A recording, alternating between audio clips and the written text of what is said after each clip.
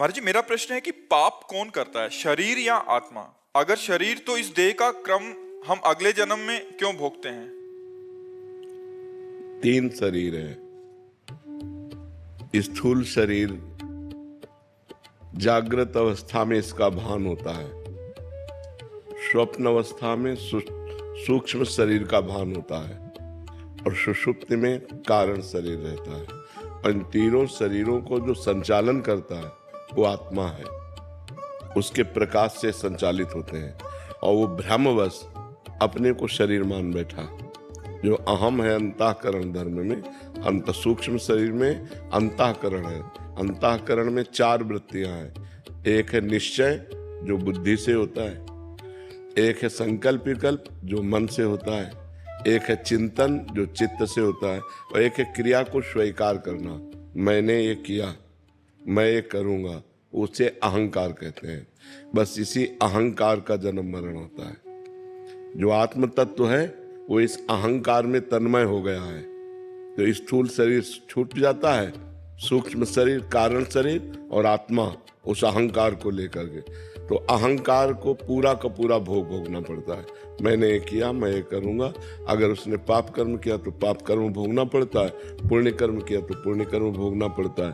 अब पाप कर्म किया तो सूक्ष्म शरीर, कारण शरीर और आत्म तत्व नरक पहुंचा, जाकर उसको वहाँ यातना देह मिली। अब वहाँ वो नाना प्रकार की पीड़ाएं भोगता है, मरना तो है नहीं। अगर उसने पुण्य किया, बहुत पुण्य किया, तो देवलोक पहुंचता है, तो सूक्ष्म शरीर, कारण शरीर, आत्मा को देव शरीर प्राप्त होता है। और अगर पाप पुण्य फिर बराबर रहे तो फिर मनुष्य शरीर प्राप्त हो जाएगा। ऐसे बार बार जन्म मरण बार बार भोगना पड़ता है। फिर और भी योनियां हैं, 83,99,999 योनियां, उनमें भोगना पड़ता है। जब भजन के द्वारा हम अपने को मुक्त कर लें इन तीनों शरीरों से, तो खत्म हो गया। न कारण शरीर, न सूक्ष्म शरीर, न स्थूल शरीर, मैं ये नहीं हूं, ये ऐसे पता नहीं चलेगा, ये भजन से पता चलेगा। जब बुद्धि शुद्ध हो जाती है तब ये ज्ञान हो जाता है, मैं शरीर नहीं हूं अंदर से, तो मोक्ष को प्राप्त हो जाता है। या भगवान में प्रेम हो जाए तो मोक्ष को प्राप्त, 2 के अलावा नहीं। या तो ब्रह्म बोध हो जाए, स्वरूप बोध, और या भगवान से प्रेम हो जाए तो जीव का निस्तार हो जाता है। अन्यथा ने बार बार कितने दुख भोगने पड़ रहे हैं। मनुष्य शरीर में कितनी समस्याएं हैं। अच्छा, हर चीज हम सुलभ कर रहे हैं, लेकिन मरना है, सब छूटना है। भारी समस्या तो ये है। मेहनत करके मकान तैयार कर रहे हैं, बैंक बैलेंस कर रहे हैं, पत्नी पुत्र परिवार सजा रहे हैं, और 1 मिनट में उजड़ गया। 1 मिनट में एक्सीडेंट हुआ, पूरा परिवार मर गया, या अपना शरीर छूट गया। क्या हाथ लगा? कुछ हाथ लगा नहीं। बड़ा धोखा है। इसलिए नाम जप कर ले, वही सार्थक है। जो भगवान का सुमिरन है वही साथ जाने वाला है, अन्यथा यहाँ सब कुछ छूट जाएगा, सब कुछ छूट जाएगा। बुद्धिमान वही है जो भजन कर ले, अध्यात्म में चल ले। अगर अध्यात्म में नहीं चला तो व्यर्थ जीवन चला जाता है। मानो खूब कमाई की, लेकिन सब कुछ यही रह गया ना। अब पीछे जन्म में आपका क्या क्या था, आपको कुछ पता है क्या? कोई हेल्प है क्या पीछे जन्म की? जो हमारे कर्म है उन्हीं को भोगना पड़ रहा है, दुख और भोगना पड़ रहा है, पीछे के जन्मों का कर्म भोगना पड़ रहा है। क्योंकि शरीर बदलता है, स्वरूप थोड़ी बदलता है। तो भोगना तो सूक्ष्म शरीर, कारण शरीर और आत्मा को होता है। समझ रहे ना? जो आत्मा देहाभिमानी बन चुका है उसी को भोगना पड़ता है। अहंकार विमूढ़ आत्मा कर्ता हमिति मन्यते, मैं करता हूं तो कर्ता को भोगना पड़ता है। इसलिए नाम जप करो, खूब नाम जप करो। प्रीति जी दिल्ली से। राधे राधे महाराज जी। गुरुदेव भगवान, मेरा प्रश्न है कि जन्मों जन्मों के पाप इस मनुष्य जन्म में कैसे खत्म होंगे? जैसे रुई का पहाड़ लगाओ, एक दिया सलाई लगा दो, पूरा भस्म हो जाएगा? नहीं हो जाएगा। तो ऐसे ही ये दिया सलाई केवल भगवान के पास है, हमारे पास नहीं है, आपके पास नहीं है। भगवान ने कहा, सर्वधर्मान परित्यज्य मामेकं शरणं व्रज, अहम त्वाम सर्व पापेभ्यो मोक्षयिष्यामि मा शुचः। तू सब धर्म कर्म को मेरे समर्पित करके मेरी शरण में हो जा, मैं तेरे सारे पाप नष्ट कर दूंगा। मैं तेरे सारे पाप नष्ट, भगवान सारे पाप नष्ट कर देंगे।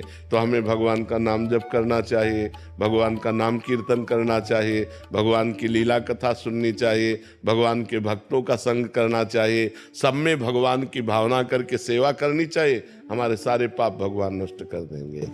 कभी गृहस्थ जीवन में रह के कभी कभी कुछ ना कुछ मुश्किलें आती है, मतलब ध्यान ऐसे भटक जाती है। नहीं, मुश्किल बच्चे हैं, ध्यान भटकता तो सबका है और मुश्किलें सबके आती हैं, आपकी ही बात नहीं है। हर मुश्किल से लड़ने के लिए हमें मनुष्य जन्म मिला है, भागने के लिए नहीं। सबके पास मुश्किलें हैं, चाहे बाबा जी हो, चाहे गृहस्थ हो, चाहे जवान हो, चाहे बूढ़ा हो, चाहे स्त्री हो, चाहे पुरुष हो। कोई ऐसा नहीं जिसके जीवन में मुश्किलें न हो। क्यों भाई, तुम मुश्किल रही तो क्या? हम भी मुश्किल में है, तुम भी मुश्किल में हो, लेकिन हम मुस्कुराते हैं, तुम चिंता में हो। मुस्कुराहट बनी रहे मुश्किलों में, इसीलिए मनुष्य शरीर मिला है। और वो तभी हो सकता है जब भगवान से जुड़े हो। अगर भगवान से नहीं जुड़े तो आप मुस्कुरा नहीं सकते, पक्का समझो। भारी से भारी विपत्ति और दुख में भी जो मुस्कुरा के कदम बढ़ावे वही तो मनुष्य है। जब भगवान को विपत्ति मिली तो हम इंसान को क्यों नहीं मिल सकती? राम जी को सुबह राज्य मिलना था और समय के 14 वर्ष का वनवास मिला। थोड़ा विचार करो कि अगर हमारे पास ऐसी विपत्ति हो तो जीना मुश्किल हो जाए। सुबह चक्रवर्ती राजा बनना है और शाम के नंगे पैर वनवासी वेश 14 वर्ष किसी ग्राम में नहीं जाना। 14 वर्ष तक वनवास, कंदमूल फल पे जीना, कभी रोटी दाल नहीं खाना। तापस वेश विशेष उदासी, 14 वर्ष राम वनवास। कितना बड़ा कष्ट भगवान को झेलना पड़ा। फिर हम इस मृत्यु लोक में जन्म लेकर मनुष्य होकर, ऐसी समस्याएं तुम्हारे पास है नहीं। बहुत छोटी छोटी समस्याएं आती हैं, उन समस्याओं का समाधान हम विवेक के द्वारा कर सकते हैं, हम भजन के द्वारा कर सकते हैं। हर समस्या का समाधान भगवान है। अगर हम भगवान से जुड़े, भगवान का नाम जप करें तो हमारे अंदर ऐसी बुद्धि आएगी कि हम लड़ सकते हैं, हम जी सकते हैं, हम दुख में भी जी सकते हैं। तो यही कला आप भी सीख सकते हो। खूब नाम जप करो, भगवान से चित्त को जोड़ो। मरना तो है ही यार, एक दिन तो मरना ही है सबको। रो रो के क्या मरना है यार, आनंद पूर्वक। आज हमें दुख है तो मुस्कुरा के जीते, कल सुख आ जाएगा, अपने आप आ जाएगा।